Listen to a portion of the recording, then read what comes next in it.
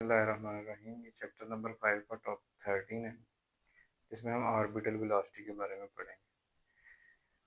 ज़मीन की सरफेस से एक सर्टेन हाइट यानी एक सर्टेन अल्टीट्यूड पे अगर हमने एक सैटेलाइट को छोड़ के आना है कि वो ज़मीन के गिर्द चक्कर काटता रहे उसी सर्टेन हाइट पे, तो फिर आपको पता होना चाहिए कि आपने किस वेलोसिटी के साथ जो है वो उसको ऑर्बिट में छोड़ना है।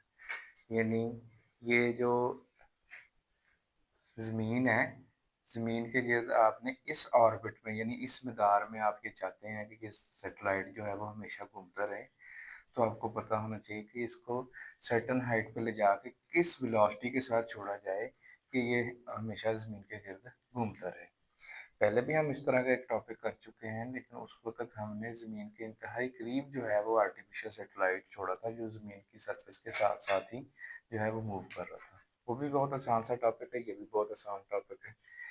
देखें, मास इस मास यानी सैटेलाइट के मास और ज़मीन के मास के दरमियान जो ग्रेविटेशनल पुल है, यानी ये मास सैटेलाइट को खींच रहा है, सैटेलाइट ज़मीन को खींच रहा है, जिनके दरमियान म्यूचुअल फोर्स है, वो न्यूटन ने हमें बताई है कि वो कैपिटल जी एक मास मल्टीप्लाई दूसरा मास डिवाइडेड बाय इनके दरमियान फासले का स्क्वायर। अब ज़मीन के सेंटर और मास के सेंटर के दरमियान ये टोटल फासला बनता है, जिसको यहाँ पे हमने छोटा आर लिखा है।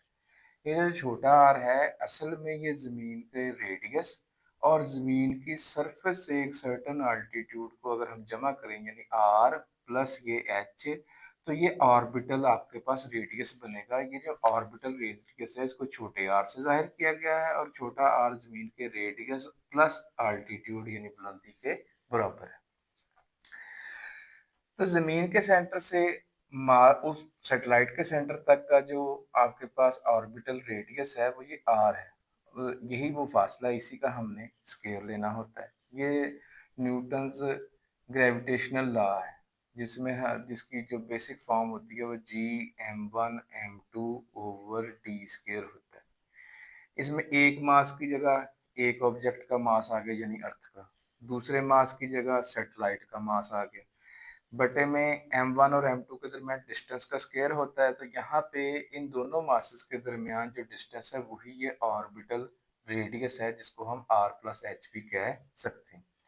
तो ये आपको फार्मूला समझ में आ गया होगा। अब ये जो ग्रेविटेशनल पुल है, जिस फोर्स से ज़मीन उस सैटेलाइट को अपनी तरफ खींच रही है, यही जो ग्रेविटेशनल पुल है, यही उस सैटेलाइट को सेंट्रीपिटल फोर्स प्रोवाइड कर रही है। अब सेंट्रीपिटल फोर्स का फार्मूला आपको पता है, हमने छोटी क्लासेस से भी पढ़ा है, वो mv² ओवर r होता है। m इस ऑब्जेक्ट का मास जो ये इस ऑर्बिट में या एक सर्कुलर पाथ पे मूव कर रहा है, v उसकी वेलोसिटी के किस वेलोसिटी से मूव कर रहा है, यही वेलोसिटी हमने फाइंड करनी है, ओवर r फिर उस ऑर्बिट का रेडियस ही है। अच्छा, अब यहाँ पे देखें, मास ऑफ द सैटेलाइट इधर मास ऑफ द सैटेलाइट से कट गया, ये इधर एक सिंगल आर था, इधर आर का स्क्वायर था, ये कट गया, तो आपके पास सिर्फ एक स्टेप में ये डेरिवेशन होगी, यानी G universal gravitational constant into mass of the earth over orbital radius. लेकिन ये बराबर था वी स्क्वायर के, हमें वी चाहिए तो दोनों तरफ स्क्वायर रूट ले लें।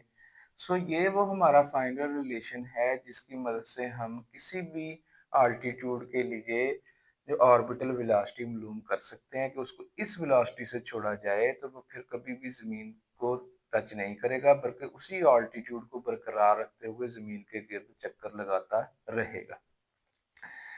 इसमें आप इसकी ये वाली शक्ल भी देख सकते हैं, बाज न्यूमेरिकल्स में भी इस्तेमाल होगी। ये G into m over capital R plus H.